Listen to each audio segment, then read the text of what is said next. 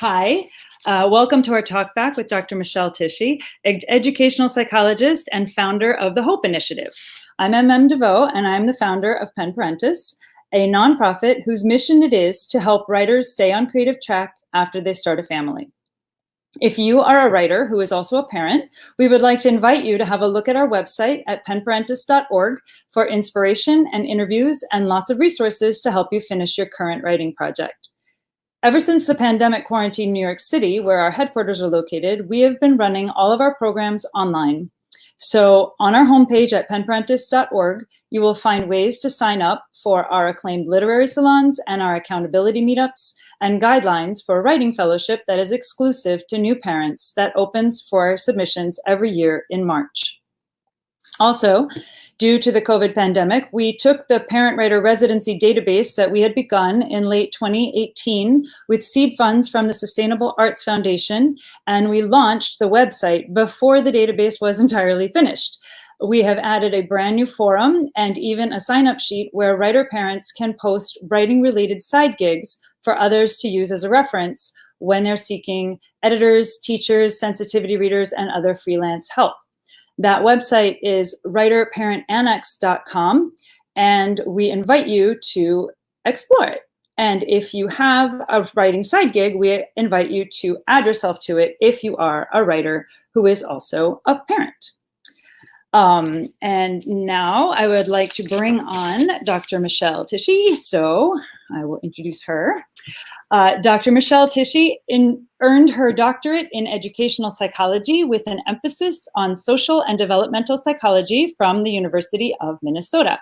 She has been involved in holistic education special interest group at the American Educational Research Association for the past 19 years. In addition to her social justice work, Dr. Tishi has lectured on whole child education, innovating educational systems, and parental support systems at conferences and symposia across the United States and Canada during these past 2 decades, and she has also been featured on dozens of panels, including this one. She trains teachers in mindfulness. She trains parents and educators in methods grounded in developmentally appropriate practice. She teaches and writes about heart-centered, nonviolent communication and secure attachment, and she has even won awards for her independent research. Recently, she developed and founded the HOEP Initiative, the Heart of Educational Psychology, HOEP, H-O-E-P, not E-P. It is a breakthrough program for parents that guides them step by step how to create an ideal educational and social emotional environment in which to guide their children while working from home. Since all school is currently homeschool, it is nice to talk to someone who has been thinking about these issues for longer than just the 2 months that we have all been in quarantine. Plus, she has a 6-year-old and a 16-year-old. So she's not just talking from her diploma.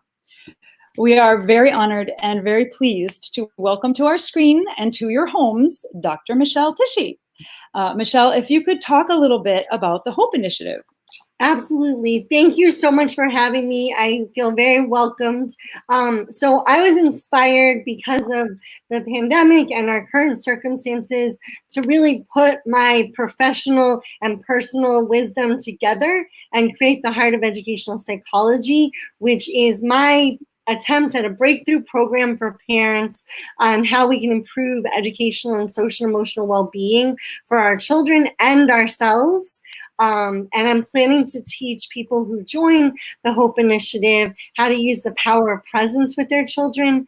I'll help you create, as Milda alluded to, ideal educational and social emotional environments to guide your children while working from home. And I will also share with you ways to shift to a more mindful and heart-centered space with your children so that you can spend less time being stressed out and more time enjoying them and getting our work done and doing that joyfully. Yay.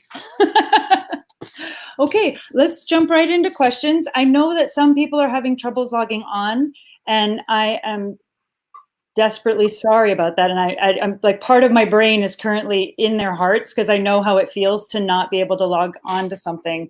I was trying to log on to a cooking show with my son last night, and we were not able to do it at the same time, and it's very stressful. So hopefully these people will be able to log on, and if not, hopefully they'll be able to share a recording of the event. But question number 1 is from Jolene, who lives in the Midwest, and her son is 7 and in 1st grade. Lately, he has been having huge meltdowns, not tantrums, but crying jags, when he is told that it is time to do work. He has always loved school, and the work is not hard. It's easy work, scavenger hunts, writing paragraphs. It is not every time. Jolene wants to know how to respond and redirect. The behavior makes her feel really irritated, so she tends to just walk away and leave it for a day so that it doesn't end up in a fight. But she would like to address the underlying issue. So could you identify for us, please, Michelle, whether this behavior is problematic, quote unquote, and what Jolene can do to help her son get his work done? So I'm going to separate out a couple different variables as a scientist would in this scenario. So first of all, we have a 7-year-old. Second of all, we have a child who doesn't struggle in school normally. And third of all, we are all experiencing trauma on one level or another right now. And whether our children consciously understand what's going on right now, this is a systemically traumatic experience. And because of that, I would say, first, we need to help him feel like he's being validated in how he's feeling.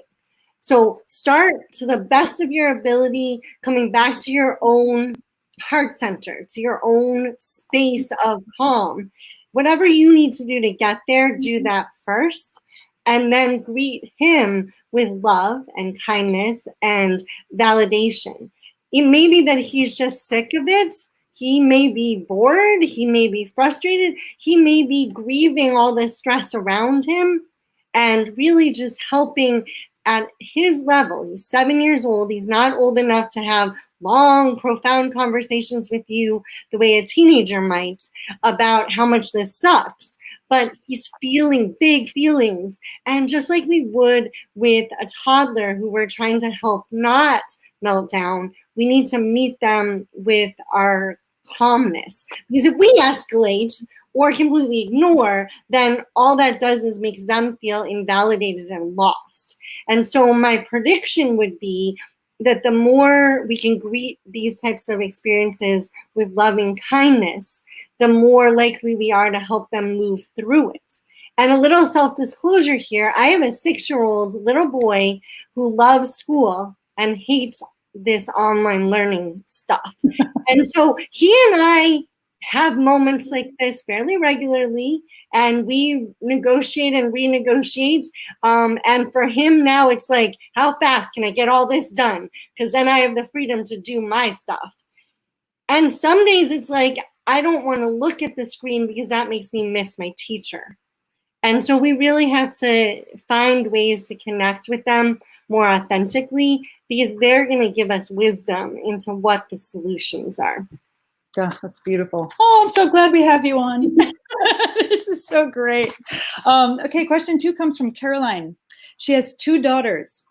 The 4th grader manages her own distance learning and reads a lot and is generally self-sufficient, but the kindergartner needs guidance to do her work. Caroline is under a book contract and wants to know how to organize her time better so that she's not in a state of constantly feeling torn between work and children. So I sort of broadened this out a little bit as well, because there are really big questions here that I think a lot of our viewers have problems. One is, how much time away from kids is too much time away from kids? Like when you're really into your writing, really into your work, like, is it bad? And then how do you deal with the guilt of any time away from your kids? Because that often makes us less productive when we're feeling guilty. And then we need more time to actually finish the work that we've not done when we were sitting in front of our screens feeling guilty. So they're a multifaceted question here, right? So first, I will speak again from personal about the kindergarten thing. Kindergartners are not designed for this type of learning. So with a kindergartner, we really need to know what the priorities are in terms of what they need to get done for that day, for that week, for that hour. And I find, and I've been like interacting with my son's peers, parents, the more we can be proactive in terms of knowing ahead of time what they need to get done and scaffold them a little bit so that we can help them with this stuff that they're not going to be able to do by themselves, and really make them feel supported in the stuff that feels scared for them to do alone. Then we're often able to free ourselves up to have our work time. And again, I'll use a personal example. I had to tutor someone at a specific time today, and that was a live Zoom call with another human being. Well, I didn't want to be juggling or feeling guilty during that time period. So I made sure yesterday that I knew exactly what my son Kieran needed to get done today, so that when we got up, we had breakfast, we did that stuff, and then I was like, look, you've got these things, which is like watch a couple of videos and play a game on the computer, which was on PBS Kids. I was like, you got that. You like doing that stuff alone. So I made it really exciting and fun. And so when mommy stepped away after working with him for an hour and a half, he was like, oh, I got this. And so different children respond differently in terms of that. But kindergarten, preschool age through first graders, kindergarten is the centerpiece of that. They're needing a lot more support than most of us who are full-time working adults in any fields are really we're not used to having that intensity of having to balance what our children need while we're trying to meet deadlines or show up on Zoom calls or classes. And so it's going to be a little negotiating and a whole lot of pre-planning on our part as the adults. So let me just jump in, because you kind of slowed down a little from the Wi-Fi thing. Don't worry about that. It's so normal. Okay. But I wanted to clarify, you said up until about first grade was where we really have to have the scaffolding and sort of know in advance and set in. What happens between when did give us some stages? Sure. So those of you with infants and toddlers are in a different conversation, but if you're interested, feel free to message me. That's a whole different world, and that's I have a couple of questions for later for that. Okay. So we'll deal with those later. Preschool, kindergarten, and first grade for sure are still part of this kind of, we like imagination, we like to learn through play. We need adults to be there to help us feel safe in our learning environments. We're not ready for autonomous, independent learning, whether we're in a classroom or at home trying to do this learning. Our brains just aren't ready to scaffold ourselves. Somewhere between 7 and 8 years old, that shifts, and children actually start gaining the skills for independent, autonomous learning. Not that younger kids don't do independent learning. It's just not as focused and academic as what we think about in school. It's more like, I'm going to do a science experiment and look at me, I'm going to dump water from this container to this container. Well, that's independent learning, but it's not something that someone else, AKA an adult, said, you must do X, Y, and Z in this order. So that's an important stage where we shift from the more imaginative, free-form, I'm a curious, creative child, to I can actually follow systematic directions. And that happens around 7 or 8. So depending on grade levels and your specific child, that could be first or second grade. From second grade through upper elementary school, that's kind of a golden era where if the child is doing pretty well with school stuff, they can master a lot of autonomy, they have a lot of initiative capability. And that can continue through middle school age. But when we start getting into pre-adolescence, early puberty hormone stuff, the game changes again. And then we need a different type of support from our parents, because it may be the end of the world that you have to do an assignment. And that's really what middle school teachers deal with. And most of us as parents who have either gone through that stage or are currently living that stage understand that the emotional and hormonal changes at that age can create crises of a multitude of levels. Um, and so at that age, we're really talking about making sure that their social and emotional needs and their physiologic needs are being met in order to allow them to access their capacity for autonomous and independent work. Because if they're dysregulated, which the stress of this current situation is causing a lot of kids and adults to become dysregulated, and they're emotionally volatile, they're going to have a lot harder time doing their schoolwork independently. Great. And then later, the older we get in adolescence, theoretically, the more mature we are in our capacities to juggle variables. But I think older adolescents just, they miss their friends, they miss their normal vibe, they're more interested in their peers than us. So it's really about making sure our expectations are clear and we're still respecting them as, maturing young people. I have good questions about teenagers later. So the next question I have from viewers is from Devin, who lives in Arizona. And I love this one because I get caught doing this all the time. Devin says, how do I help my kid who is age 5 not accidentally make others feel bad about how they are handling COVID? For example, he was playing in our backyard and neighbor kids who are his friends were playing in the alley. Their 5-year-old asked my son to come and play with them. And my son said, I can't play with you because I don't want to catch coronavirus. Well, while that is true in general, it made me wince because our neighbors have no symptoms and I don't want them to think that we're judging them or for my son to accidentally offend someone. Advice, please. And I will add that this question is way bigger than just kids because I feel that way when other moms suggest play dates that I don't quite feel comfortable with, like picnicking together in larger groups, for example. Mm-hmm. So without judging other people for their choices, what is the best way to maneuver this awkwardness, both for the kid and for the parent, please? So first, I'll start with the 5-year-old dynamic. Like, this is going back to my early elementary and preschool age. This is a unique time in the world for them. Not just because of the situation of the pandemic, but because they often blurt things out that would not be socially acceptable to the rest of us. Certainly my son has done things like this, and my 16-year-old daughter's like, so part of that piece is more complicated by the developmental stage that we were talking about.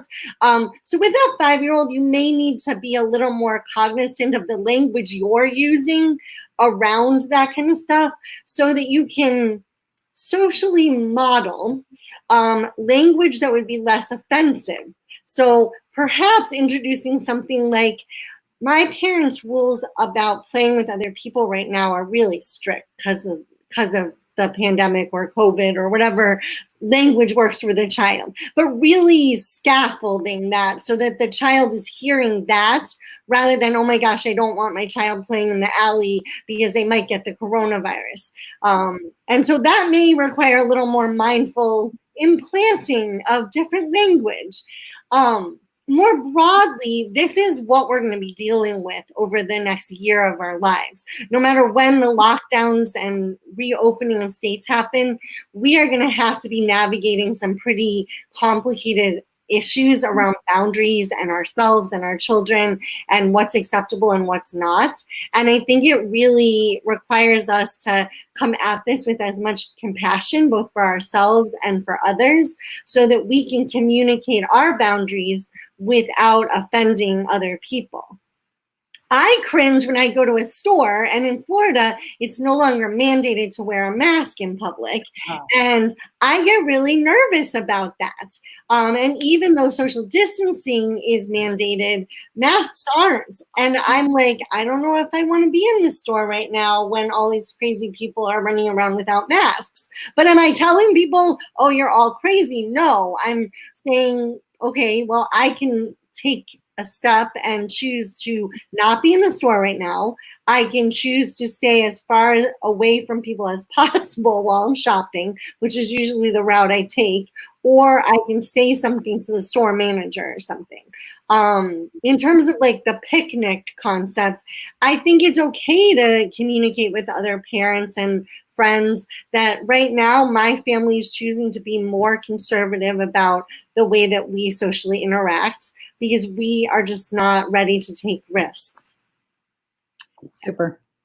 Okay, now I have a question that is, we're going to switch gears a little bit. I have a question from an educator. Michaela says, I understand that parents are working from home or stressed about having lost their jobs. I am also working from home and I have a family. I have students who don't get out of bed until 2 in the afternoon.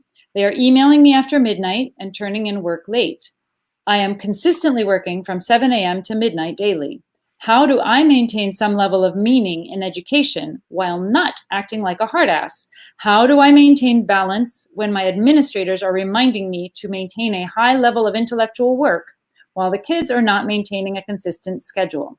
I am grading gently and very mindful of the inequities that exist. So professionally, this is a rather complicated question. And I don't know the context of her school, but what I've seen as best practices is having due dates that are not super rigid so that if a middle schooler or a high schooler does their work at 3 o'clock in the morning consistently, but still turns it in before the end of the next day, they don't get points taken off.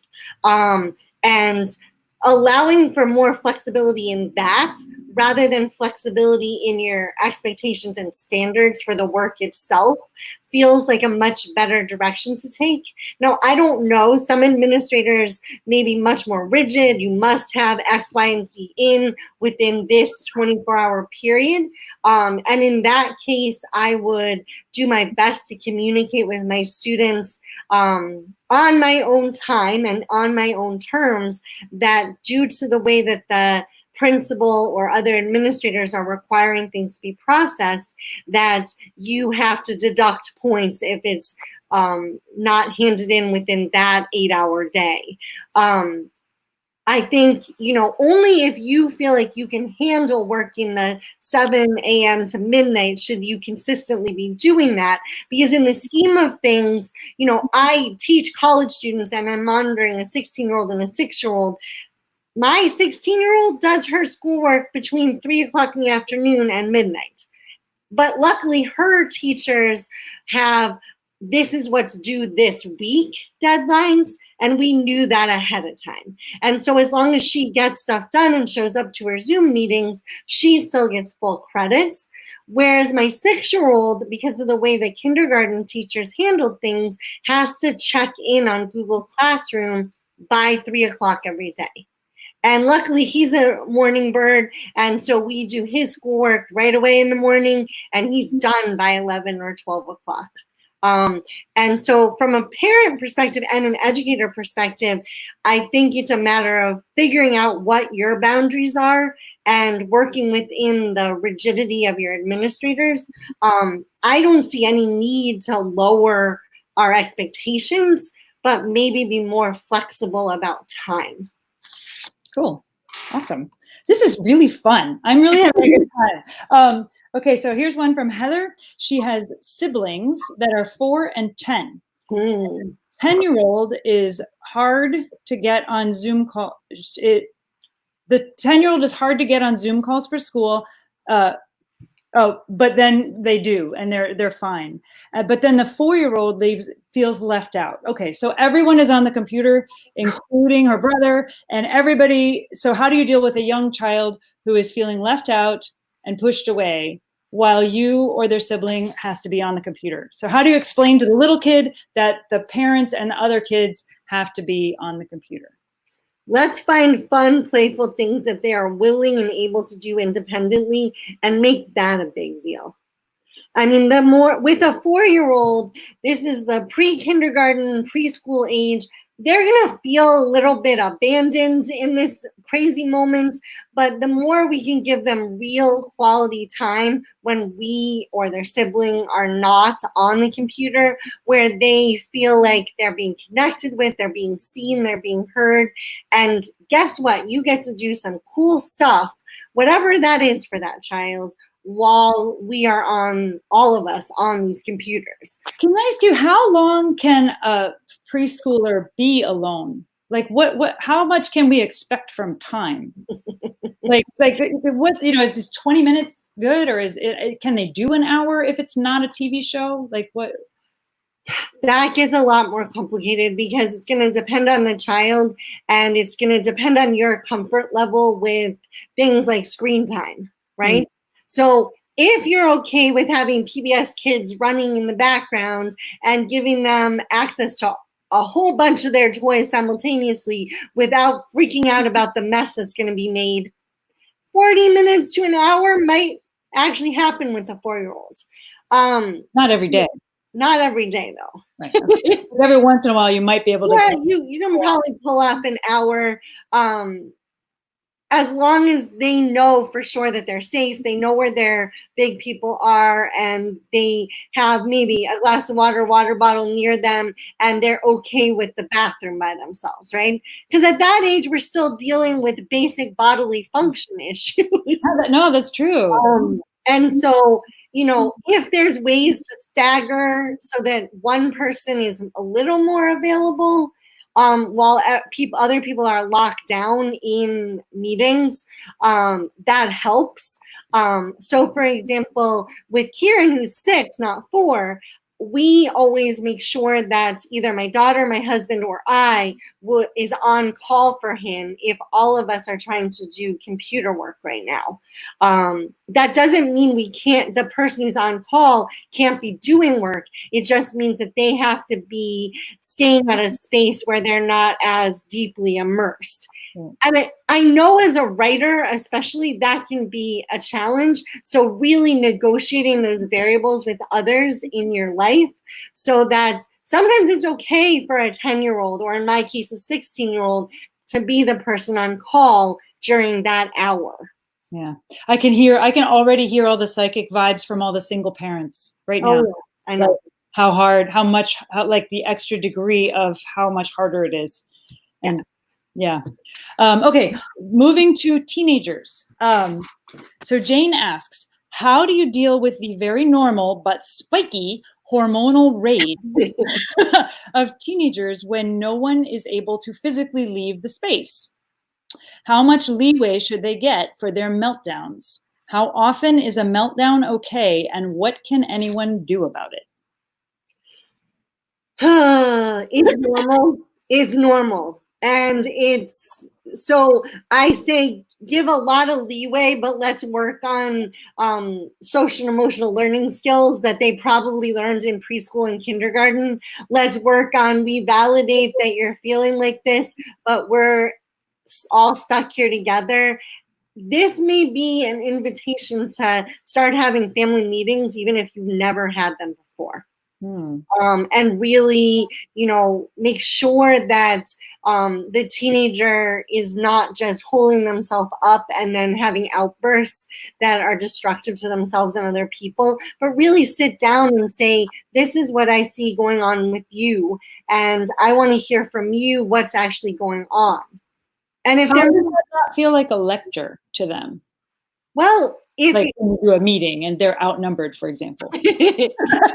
So if we had 2 adults and a teenager, we would want this to be mutual sharing. The model comes out of something called restorative justice practices. Right. And so in a restorative circle, we all have a voice at the table. And it's kind of like the talking stick model in traditional Native American culture. And so you literally can have a rock or a stick that you pass around so that everyone has a voice at the table.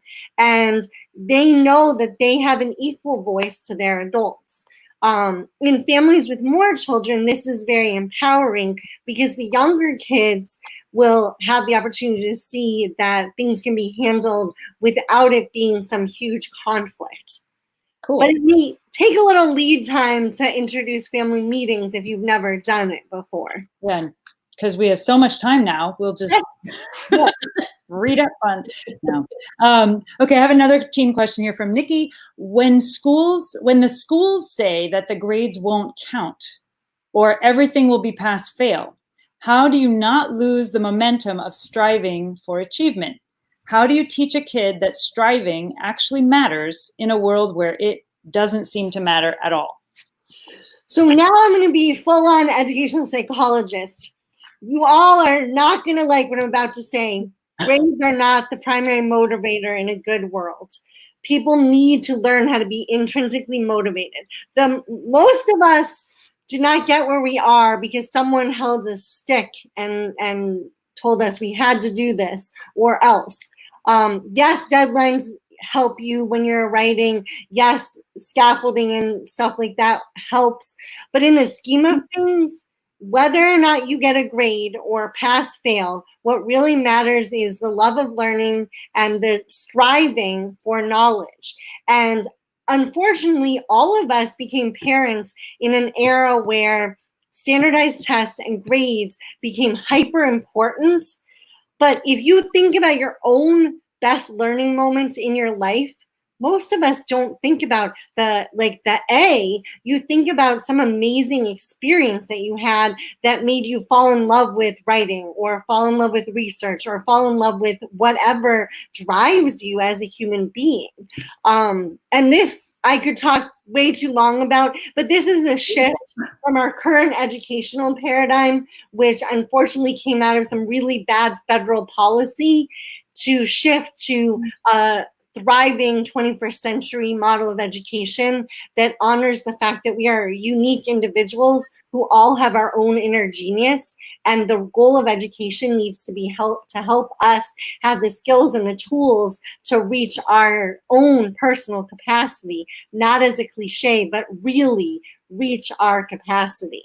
Okay, so I am a true believer of this. Like, I just want to tell you, like, I love what you said, but how the schools are grade motivated. Like, you can't get to the next level without getting the grades. So how do you balance the fact that you're a true believer with the fact that this is the way the world is? How do you motivate? Like, So I know I have some educators on here too, as well as parents. So I'm going to say part of what I'm doing is planting the seeds in pre-service teachers and being willing to be a brave parent who says, I don't care that your school got an A from the state. I want to know what you're doing to help every child in this school thrive. Because right now, parents are presenting obstacle for people who are actually looking at the research and the new neuroscience on this and realizing that the outdated education system we are using, which was created as an agrarian industrial model, does not work in the 21st century. And the longer we hang on to this outdated model, the more likely we are to have one of the worst failures in education in the United States. Because globally, they got the message. They've read our research because most of the best education research comes out of the US. And they've shifted their paradigms and they're actually thriving a lot more than we are in terms of their educational models. And so part of this is being brave enough to actually stand for what we know is right and not cave into the status quo. Because it's a paradigm shift. It's not something that's going to change while all the parents are standing on the side saying, oh, we like the status quo and let's keep everything the way it is. That's why the system stayed the way it is. So we can be the change we want to see. Okay. Now we're going to babies. I have a baby question. Sarah wants to know, is there a way to recharge one's creativity when one is truly overtired? Like the infant didn't sleep for the last 3 weeks tired. This is complicated and this goes in, I don't know parenting style or way of being, but I'll share with you that I wrote my dissertation with a newborn in arms, but I chose to be very hands-on. Like I wore my daughter while writing my dissertation a lot of the time. And I really like baby wearing is something that was very useful to me. I know that doesn't work for everyone. Not everyone can write while breastfeeding a baby. Like that worked for me. So there's that aspect of things, because there are ways to negotiate getting your work done and having a baby in arms. And then there's the no one's sleeping, and like recharging your batteries at that point is let's figure out ways to sleep when the baby's sleeping, because then over the course of a week or two, you'll be recharged enough to get back to it.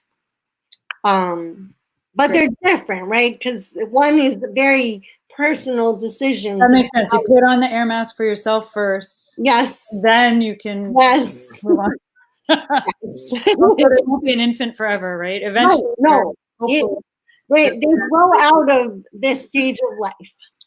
Okay. Let's see. Catherine from California. Resilience is a buzzword that we hear a lot of. We are supposed to step back and allow our kids to fail in the small things so they can be unafraid of failing the big things. What in the world does that actually mean? What is a small thing? It hurts parents to see their kids not do well, small or large. We feel their pain. How can we make it not about us? That's a beautiful question. And I love talking about resilience. Resilience comes from letting there be natural consequences to making mistakes so that we can actually learn from them. So a little thing in a very physical skill is your child falling on their bike and skinning their knees. If we protect them in a bubble from that experience, they're not going to develop resilience as a bike rider. And so if we translate that to the rest of life and education, it's, asking them to try hard things educationally, knowing that they may fail, but not do it in a high stakes fashion. Too much of our education system for the last 20 years has been everything's high stakes and everything's overly important. Well, it might be okay to try a really hard workshop or class, or try a topic that's challenging for you when you're in an English literature class and you want to write about the hardest piece of literature offered as an option. You might screw it up, but if you have a good teacher and parents to support you, they can help you after the fact go, wow, that's not really what I saw in Chaucer's writing. Like, we can reevaluate.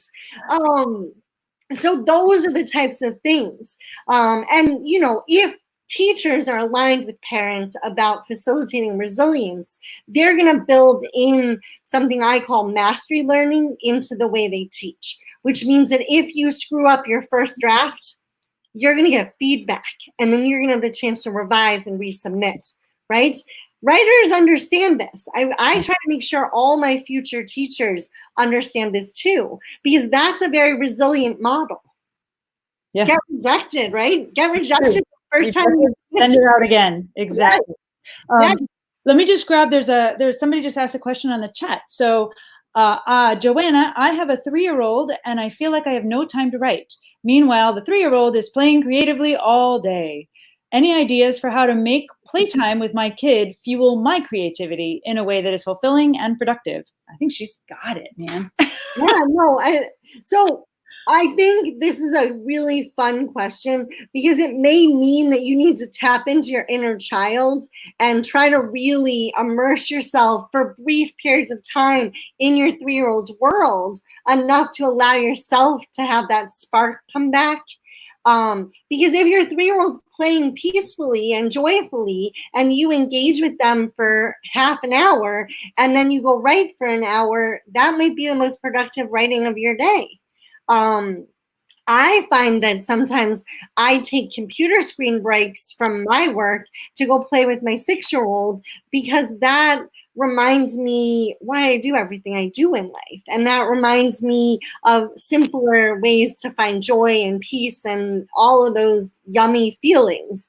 And, if your 3-year-old doesn't play well alone, that's challenging, especially if you're a single parent.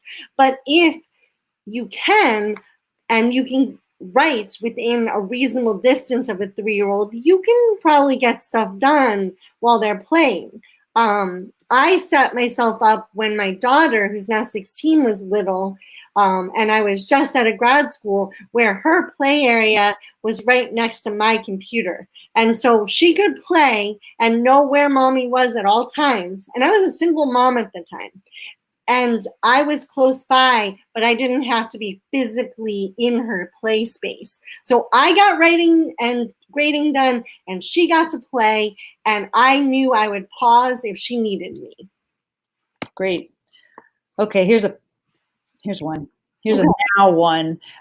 As the world transforms with new policies, new procedures, and new facts about this virus and how it spreads, when is the right time to talk to kids about it? It doesn't say what age. For example, is it better to wait and see if schools stay closed this fall, or is it better to start being open to the possibility right away as soon as the adult hears it? I would actually say, with a few exceptions, more transparency is better. I thought my 6-year-old had no clue what was going on. Our schools closed during our spring break, so it was like, no big deal, shouldn't be something we need to talk about. He surprised me. And at his friend's birthday party, which was right before the pandemic happened, but right after they started talking about it nationally and New York had shut down, he was like, Mommy, my birthday party might get canceled. There's a bad virus. And I was like, wow, like, okay, everything I say to parents normally and teachers, I just had validated by my own son, because he like called me on the carpet. And so he brought it to my attention. We were very open. He hated doing online schooling this whole time, but we figured it out. And he's aware that hopefully he'll be able to play with his friends soon, but that hasn't happened yet.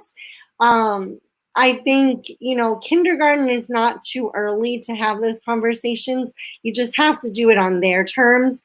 With older kids, older than kindergarten, I think the more honest but heart-centered we can be, the better. So help really your child understand that you understand that talking about this may be hard. This may be very difficult because we're in a state of the unknown. But except for like really little children below the age of 4 or 5, it may be too early to talk to them about it, because if they don't already have awareness of what's going on, there's no reason to complicate their lives. And then children who have complicated cognitive issues going on, so children with severe autism spectrum disorder, cognitive disabilities, who maybe don't really understand what's going on right now, that's not necessarily my top priority in terms of recommended. I can't talk. Conversations. I have a follow-up that's from a different person. What is the best way to deal with one crushing disappointment after another? Your school will have a Zoom test on your birthday. There will be no birthday sleepover. Your favorite pizza place closed down. We can't go to the theater even though we bought the tickets last year. And you have to take a COVID test that day because it's the only day they could schedule it. When are kids able to handle disappointment, and how can parents help them accept the inevitable sadness of life? What a nice question. So that day sucked, and maybe we should do some journaling about it, some primal screaming about it. I mean, that's like a whole lot of a lot of bad in one day. A lot of this sucked. And so giving that person the opportunity to fully emote in whatever way they need to, and then find ways to create moments of joy that can happen the next day or a week from now. Because I think we can find ways, even like right now, Amazon Prime is offering movies that would otherwise be in the movie theaters. You have to pay for them. But if you can afford it, maybe letting your child who had a horrible, terrible, no good day for their birthday pick a movie that costs money that normally you would get to go to in the movie theater, and actually creating a family movie night or something like that might be an alternative. Yeah, we have that Netflix share something. Yeah, right. There's two. And there's like, if you weren't able to go to a concert or a Broadway play, there's streaming services now available for those things. Really cool. Yeah. And so finding ways for that specific person, that specific child, to have something that replaces it. I want to grab one of these chat questions that are over here. So Deborah says, I haven't read this in advance, so I'm just going to read it cold. I have a 14-year-old who does not like to leave the house. It doesn't bother him if I go out and go to the grocery store, but if he goes out, he is going to die. Other than to tell him that he won't, we just need to be smart. How do I help him realize that you can safely social distance outside? Wants to go to grandma's, not play dates. This is like a legit, just go outside, get some air. How do you get terrified children out of the house? Help them breathe. And help them feel safe within their own little bubble.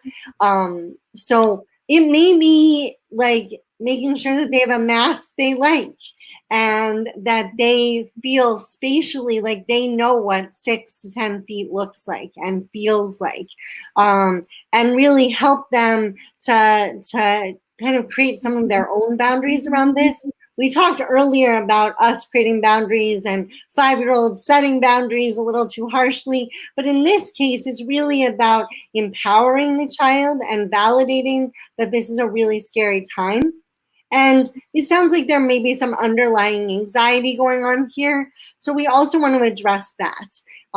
Breathing techniques, things that help the child come back to their centers, so that they can feel like they have some control over this scary situation. I think, it may take a little more time investment, because terror is kind of like panic. They're very similar emotions. They are not things that just go away because the grown-ups told you to not feel them. They're things that we actually have to hold space for and create a little bit of calming energy around, and then introduce some alternative ways of looking at things. I have 2 questions now that are a little bit about writers, writers. One is, give us some tips to boost our own creativity when we are closed in with the kids. We usually get about 20 minutes to an hour at best. How can we write with only that amount of time, particularly those of us who are writing novels? So how can we boost our own creativity? Like, how do we get into this space of luscious fairyland? So yes, I will address this. First, I'm going to tell you that in the world of academic mamas, there's a whole movement towards writing a dissertation, which is a relatively robust document, in 15 minutes at a time. So hyper scheduling, as crazy as that may sound in the midst of all of this, may be your best solution. Because if you can set yourself up with micro goals, you may actually be able to get more accomplished. Because for me, creatively, and as a hobby, I do creative writing as well. Like, I relax by writing poetry and stuff. I'm often inspired by playing with my children, taking a shower, taking a walk. And so if you can get your inspiration over here, keep your notebook with you so you can jot things down, and then hyper schedule yourself in 15 to 20-minute blocks, because most of us can guarantee this. Even with the youngest of children, we can get those 15 to 20-minute blocks. We can get stuff done. And it may not be the way we like to work. Like, I love to be able to have a 2-hour block of time to do this writing for an article I'm working on, but that's not going to happen right now. So you have to reframe in order to keep your inspiration, your creativity flowing, and also get the actual nuts and bolts writing done. And they may not be simultaneous. Right. And that it may have to be okay right now. Fair enough. And then the other one is, when our solo time is up, what are some ways that we can transition back into family time without feeling resentful, especially if the writing has been going very well? How do you? Ooh, so this is going to take mindfulness strategies for yourself. So really give yourself a little buffer so you can transition smoothly. And to use a overused social media term, give yourself permission to put a pin in what you were working in. Put a pin in it. Make sure you're clear about where you're going to pick up when you come back, and then do work to genuinely let it go. Like, really, I was working on this. It was flowing so well. I have to transition in the next 5 minutes. Give yourself a 3-minute transition ritual even that will help you shift gears that completely. And I speak from experience. Like, I really did write my dissertation between the time my daughter was a newborn and 18 months old. And so I learned this through a lot of trial and error, because, it's great to be writing when your newborn is sound asleep, but when they wake up, they actually need you pretty quickly. And so learning those skills in that circumstance, I've been able to help parents who are writers, who are non-writers, who just need help kind of rearranging the way they think about things so that they don't build up anger and resentment towards their children or their family as a whole. Great. There was a follow-up on the teenager thing. Yes. Getting motivated when a high school kid has been told his grades will not fall below his last marking. Like, it just having no external motivation whatsoever, but just how do you get your kid to do a minimum amount of work even when there's no external motivating? So in this case, I want to know what makes this kid tick. Because I have a 16-year-old who, blew stuff off for a while. But at the end, outdoorsy, outdoorsy, sporty kid. So how does this, in this environment where you're in the house, in the screens? So then you say, okay, let's make sure that we help them schedule their time so that they are getting outside and getting work done, and then doing that over and over again. It's like people who schedule themselves where they literally are taking a break every 45 minutes from their screen, which is a best practice. Every 45 minutes to an hour, we're supposed to get the heck away from our screens. Most of us don't do that. But a teenager like this may benefit from that. Like, you will stay focused for 30 to 45 minutes and get stuff done, and then you get a pass to go run around the yard or play on your skateboard or do jumping jacks on the front porch, whatever works for them. And give them some of the tools and they're good strategies when they move into college and beyond, to be able to say, I need to be outside to function. And so let's not try to have them do 4 hours straight of schoolwork. Let's break it up into smaller chunks where they're rewarding themselves. This is very behaviorist of me, but they're rewarding themselves by giving themselves outside time at least once an hour. How is it? Okay, this is mom here. How is rewarding somebody different from bribing them? So bribery implies some underhandedness. And I am not generally a fan of rewards and punishment in education, but we are in unusual times. And with a teenager in particular, I think that knowing how to reward yourself is actually a valuable tool. I would not recommend for those of you with young children that you get into that pattern. My 6-year-old thought he could negotiate with us about this. He said, so you're going to pay me $1 for getting all my schoolwork done? You said no. Get your schoolwork done because you love learning. And if you want to learn about, earning money, we can talk about doing tasks that would earn you money, but that is not school. And so, kids who are entrepreneurial may be very motivated by things like that. But I, in general, don't like tying rewards and punishment to education. But I think with older kids and teenagers, it's okay to ask them what would keep them motivated. What's their own personal carrot? And that needs to be something they can give themselves. That sort of covers this question, which is what activities can we do with or for our kids that are not screen time that could occupy them for, let's say 20 minutes to an hour. Yes. Go outside, do yoga. You can't go outside in New York. You Florida person, we don't know. Dance, sing.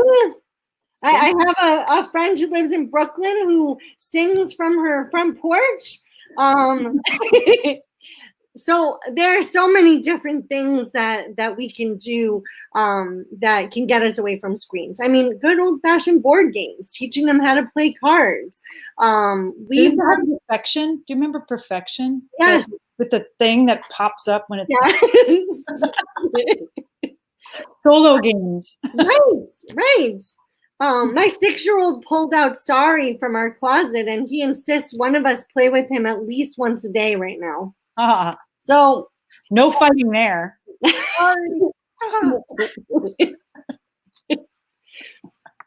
Hilarious. Let me just see if there's any comments that have come in. No, we do not have more extra questions, and we are very, very close to the end of our time. We're so good. Hang on a second. Quick. Yeah, so I am just going to do a little rapidy. And I don't know, I'm going to put up our little, what am I going to put up? I'm going to put up our little Twitters so that hopefully everybody will follow us. As a reminder, this talkback was organized by the nonprofit Pen Parentis, and our core values are balance, professionalism, inclusion, and community. And if your values match ours, and you are the parent of a child of any age, and you are eager to maintain your writing career, then we welcome you to join us. You can find us on Twitter, and we are on Facebook and LinkedIn and Instagram, and all of it is at Pen Parentis. And so please join me in thanking Dr. Michelle Tishi for her splendid candor and expertise. And her program is called the HOEP Initiative. That's HOEP. And it can be found on this website. Michelle, do you have any final words to the people out here? Our viewers? Even if you're not interested, thank you all, first of all, and thank you so much for having me. If you're not interested in the program that I'm launching, I also do direct both educational and parent coaching and consulting. So just to throw it out there, I am available for ongoing support if people are interested. And it has been a pleasure to be here, and I thank you so much. Well, I want to yet again thank everybody for attending, and I want to thank you all for your support of Pen Parentis by just buying your ticket today. You were really helping us out a lot during this pandemic, and I appreciate it. And I also appreciate it that you are donating to all the other nonprofits that are affected by this pandemic. All of us are, struggling and trying to figure out how to transition to online, and I think we're doing a pretty good job. And that's because of you guys. So thanks. Stay safe and be well. And thanks again to Dr. Tishi. Thank you very much. I wish you all the best.